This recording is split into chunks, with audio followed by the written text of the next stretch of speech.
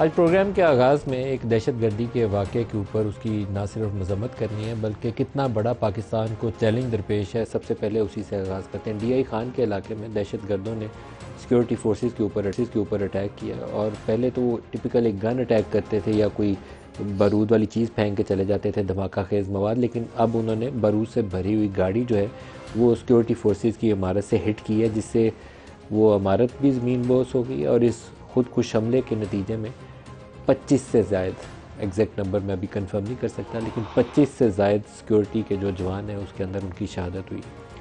उनके रैंक्स क्या हैं, उनकी पोजीशंस क्या हैं, वो भी डिटेल्स ऑफिशियली जारी होंगी तो उसके ऊपर भी बात करेंगे। लेकिन एक वाक़या है जिसमें 25 पाकिस्तान के सिपाही, पाकिस्तान के बेटे जो हैं शहीद हुए।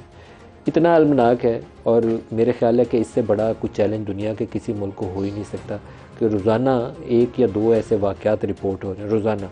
पहले दरमियान में कमी आ गई थी ज़रबे ऑपरेशन के बाद, जब ये TTP की कमर टूटी थी, ये यहाँ से भागे थे और अफ़गानिस्तान की सरज़मीन पर जाकर इन्होंने पनाह ली थी, तो यहाँ थोड़ा सा अमन सुकून हो गया था। लेकिन फिर एक नाकस पॉलिसी जिसमें इन लोगों को वापस आबाद होने के लिए मौका दिया गया, 200 जेलों में बंद लोगों को छोड़ा गया, अफ़गानिस्तान के अंदर अमरीकी फ़ौजें वापस चली गईं, अपना असला और गोला बारूद भी छोड़ के चली गईं, तालिबान का टेक ओवर हो गया, TTP जो थी उसमें रीग्रुप कर गई और उसने अपने पाँव ना सिर्फ पाकिस्तानी सरज़मीन पर जमाए, अफ़गानिस्तान से उसको जो मदद मिल रही थी उसके नतीजे में उसने सिक्योरिटी फोर्सेस के ऊपर और सिविलियन टारगेट्स के ऊपर भी अटैक की, जो तादाद भी थी, इंटेंसिटी उसकी वो बढ़ा दी और उसके नतीजे में जो रोज़ाना शहादतें हो रही हैं वो बहुत तेज़ी से ऊपर चली गई हैं। पिछले 6 माह के अंदर अगर हम एक एनालिसिस करें तो सूरत हाल इतनी अबतर हो गई है कि अब लोग पूछते हैं कि क्या इस सिचुएशन के अंदर पाकिस्तान में इंतखाबी अमल आगे बढ़ेगा। Maulana Fazl Rehman on record press conference के अंदर और अमीर मुकाम PMLN से वो भी ऑन रिकॉर्ड ये बातें कह चुके हैं, परवेज़ खट्टक भी ये बातें कह चुके हैं। तो ये सूरत हाल जब आपकी ग्राउंड के ऊपर एग्जिस्ट करती हो तो पाकिस्तान की पूरी जो पॉलिटिकल लीडरशिप है उसको भी, सिक्योरिटी फोर्सेस को भी, केयर टेकर सेटअप को भी एक फोकस तरीके से इनको एलिमिनेट करने के लिए आगे बढ़ना पड़ेगा। मैं 2007 का कई दफ़ा पहले भी तज़किरा करता हूँ, आज दोबारा तज़किरा करूँगा। 2007 में सूरत हाल इससे ज़्यादा मुख्तलिफ नहीं थी। पॉलिटिकल पार्टीज़ को हिट किया जा रहा था, ANP की जो लीडरशिप थी उसको अटैक किया गया, पीपल्स पार्टी की लीडरशिप को अटैक किया गया। मोहतरमा जब कराची में थी तो सानिया कारसाज पेश आया, कारसाज के अंदर इतनी बड़ी तबाही हुई थी लेकिन मोहतरमा की अभी ज़िंदगी थी वो उस साने से बच गई।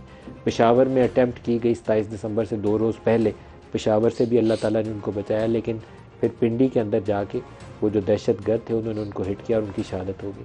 तो क्या आज मौका नहीं है कि हम सारे बैठें और एक नेशनल लेवल के ऊपर इंतखाबात तो होने हैं, आप उससे आंखें बंद करके कहें कि दहशतगर्दी है तो इंतखाबी अमल नहीं होगा, वो तो टाल नहीं सकते आप, क्योंकि मुल्क के अंदर एक सेटअप आएगा, मुंतखब हुकूमत आएगी तभी आगे बढ़ेंगे। और शायद अगर आपको कोई बड़े पैमाने पर ऑपरेशन करना है जैसे आपने ज़रब किया था तो उसके लिए भी पॉलिटिकल ओनरशिप इस प्रोसेस की करना ही और होनी बहुत ज़रूरी है।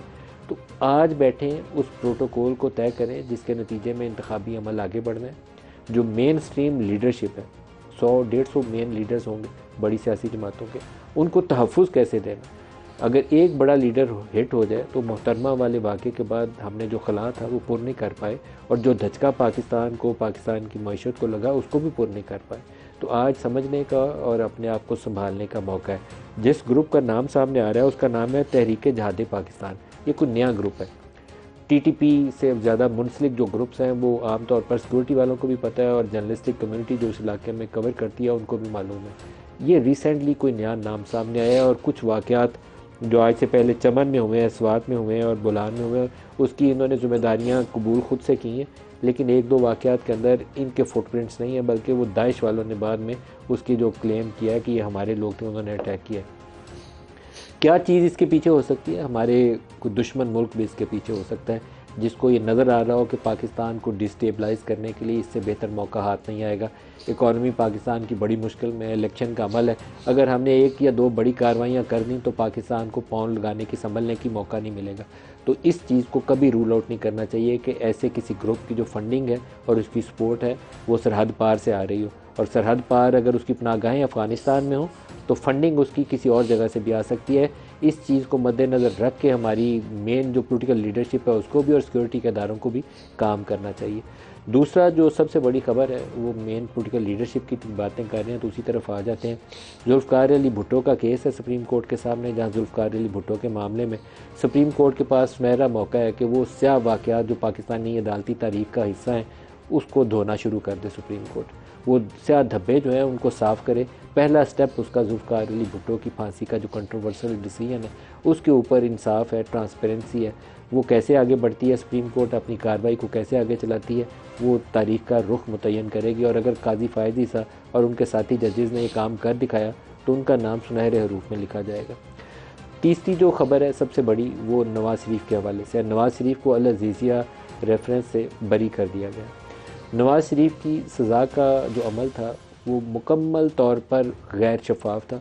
उस वक्त की सुप्रीम कोर्ट या जो जजेस थे जो भी सज़ा के अमल का हिस्सा थे, उन जजेस और उस वक्त की जो इस्टेब्लिशमेंट थी उन जनरल्स के गठजोड़ का नतीजा था। ये जजेस और जनरल्स का गठजोड़ का नतीजा ये था कि एक कंट्रोवर्शियल वे में एक इकामा की बुनियाद के ऊपर पहले लाइफ टाइम डिस्क्वालिफिकेशन दी गई, फिर उसी कंट्रोवर्शियल वे के अंदर सुप्रीम कोर्ट के अहकामात आए, एक मॉनिटरिंग जज को तैनात किया गया और उनको सज़ा दे दी गई। कंट्रोवर्शियल क्यों था? क्योंकि इसमें शवाहिद नापैद थे, पूरी तहकीकात की नहीं थी गई। जो JIT बनाई गई थी वाजिद ज़िया की सरबराही में, उसने फैक्ट फाइंडिंग करके एक रिपोर्ट दे दी थी, लेकिन फैक्ट फाइंडिंग को जो पाकिस्तान के CRPC के बुनियादी रिक्वायरमेंट है, तकाज़े हैं, उसके मुताबिक बनाने के लिए जितने शवाहिद दरकार थे वो लेते हुए सज़ा के अमल को आगे बढ़ना चाहिए था। पनामा की तहकीकात 450 लोगों के ख़िलाफ़ होनी थी, लेकिन एक नवाज़ शरीफ को निकाल के फिर हमने ठंड प्रोग्राम किया, किसी और को पूछने की जहमत नहीं की। जज अरशद मलिक की जब वो वीडियो लीक हुई और उसके बाद जो तफसीलात सामने आई, उसके बाद ये चीज़ हतमी हो गई और जस्टिस शौकत अजीज़ सिद्दीकी ने जो बयानात दिए उसने उसके ऊपर मोहर लगा दी कि पूरे अमल के पीछे 3 या 4 ताकतवर शख्सियात हैं, कुछ जजेज़ में और कुछ इस्टेब्लिशमेंट के अंदर, जिनका एंड गोल ये था कि नवाज़ शरीफ को उठा के बाहर फेंकना। ये आइंदा इलेक्शन से पहले नून लीग के ना सरबराह हो ना वज़ीर आज़म हो, ताकि इमरान खान या PTI के लिए मैदान खुला मिल जाए। नेक्स्ट जो पिक्चर ये थी कि ये नवाज़ और पीपल्स पार्टी इक़्तिदार से हटेंगे तो अगली बारी जो है वो इमरान खान को मिलेगी। इमरान खान आएंगे तो ये इन दोनों की जो बारियां लगी हुई हैं इनकी बारियां ख़त्म हो जाएंगी। वहाँ तक तो वो तजर्बा कामयाब रहा, लेकिन उसके बाद जो खटाई पड़ी, उस खटाई ने सिर्फ पाकिस्तान का इतना बड़ा नुकसान किया है कि पाकिस्तान की इकॉनमी जो थी वो हमारा रुपया डॉलर के मुकाबले में 100-104 के इर्द घूमता था, आज 284 पे है। और 284 पे भी लोग कहते हैं कि ये अभी रोका हुआ है, फ़ौज वाले डंडा चलाते हैं उस वजह से रुका हुआ है, नहीं तो इससे भी आगे चले जाएगा। लेकिन नवाज़ शरीफ की जितनी सज़ा का अमल गैर शफाफ था और मैनेज था, उतना ही उसकी माफ़ी का अमल भी जो है वो गैर शफाफ है और उसके अंदर कोई ट्रांसपेरेंसी नहीं है, ड्यू प्रोसेस कोई नहीं है। सज़ा का अमल भी गैर शफाफ था, माफ़ी का अमल भी गैर शफाफ है। माफ़ी उनका हक था, लेकिन जो ड्यू प्रोसेस था उसको फॉलो किए बगैर जिस तेज़ रफ्तारी से सज़ा से गुजारा गया था, उसकी माफ़ी के लिए भी लंदन से वापसी जिस दिन उनकी जहाज़ में पहला कदम उन्होंने रखा था तो उन्हें पता था कि हाई कोर्ट से उनकी ज़मानतें हो जाएंगी, नैब वाले पीछे हट जाएंगे। एक उनका मामला भी 621F का पेंडिंग है, जिसको सुप्रीम कोर्ट ने सुओ मोटो के तहत टेकअप कर लिया। एंड डेफिनेटली वहाँ से भी उनकी असूल यही है कि वहाँ उनकी वो जो ताहियात नहली है उसको चेंज करके उसको 5 साल किया जाए, क्योंकि टारगेट करके आपने उनको उस वक्त पॉलिटिक्स से दूर करना था, तो ये सज़ा का अमल शुरू किया था। लेकिन इस सारे अमल के अंदर एक चीज़ जो अफसोसनाक है, उसके साथ नाइंसाफ़ी हुई नवाज़ शरीफ के साथ, लेकिन अफसोसनाक पहलू यह है कि लॉ ऑफ़ द लैंड ना पहले सही तरीके से अमल हुआ, ना आज सही तरीके से उसके ऊपर अमल किया जा रहा है। जो आज प्रोग्राम में हमारे साथ छोड़कर तारुफ करवा दूँ, हसन रज़ा पाशा साहब मारूफ मारे कानून हमारे साथ, सेनेटर पलवशा खान है सीनियर रहनुमा पाकिस्तान पीपल्स पार्टी से, अज़मा बुखारी रहनुमा PMLN से हमारे साथ, सबको प्रोग्राम में खुश आमदीद कहता हूँ। स्टार्ट में पहले तो आपको मैं एक प्रोग्राम का क्लिप दिखाना चाहूँगा। 2 पुराने इंटरव्यूज़ हैं। आज सुप्रीम कोर्ट की जब समाअत चली जुल्फ़िकार अली भुट्टो के केस के हवाले से, तो उसके अंदर 2 इंटरव्यूज़ का हवाला आया, जस्टिस दुराब पटेल और जस्टिस नसीम हसन शाह। ये 9 रुकनी बेंच था, बाद में 7 रुकनी रह गया और 4-3 से फैसला आया था। दुराब पटेल मुखालफत करने वाले थे कि फांसी नहीं होनी चाहिए। 4-3 में से 3 वाले जो जज थे ना, 3 वालों का हिस्सा थे दुराब पटेल साहब। नसीम हसन शाह 4 वाली साइड के ऊपर थे। दोनों के बयान सुने तो आपको अंदाज़ा होगा कि भुट्टो की फांसी दी कैसे गई थी। सुनिएगा। उसने बोला था कि मियाँ अब्बास ने हमको टेलीफोन किया था, कि मसूद महमूद ने मियाँ अब्बास को बोला था, कि भुट्टो साहब ने मियाँ मसूद महमूद को बोला था कि इसको अमर रजा कसूरी को कत्ल करो, तो हियरसे अपॉन हियरसे है। 4 जज ने फैसला दिया कि गिल्टी था, ने हम लोग 3 ने एक्विट किया। मेरा ख्याल में रिव्यू एक ही पॉइंट पर करना था कि भाई 3 जज ने एक्विट किया है, ये नया पॉइंट है, सेंटेंस लाइफ करो। जब यानी नौकरी का मसला आता है तो तमाम जज साहबान जो हैं वो इतने बहादुर नहीं होते कि अपनी नौकरियों को कुर्बान कर दें और इंसाफ करते रहें।